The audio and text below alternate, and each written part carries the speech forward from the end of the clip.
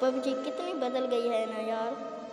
आजकल new player के भी साथ नए कपड़े होते हैं।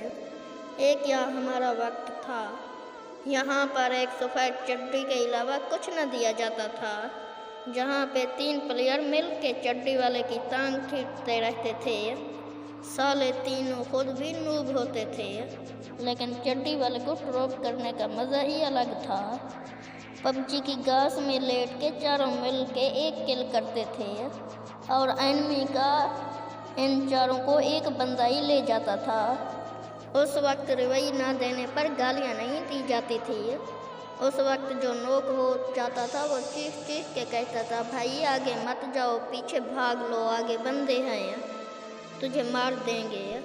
मर जाने के बाद कोई लड़ाई ना होती थी कि भाई तुम्हारी गलती है या मेरी गलती है, क्योंकि सबको गेम एंजॉय करनी थी। जानते हो क्यों? तब दोस्तों के लिए पबजी मशहूर हुआ करता था।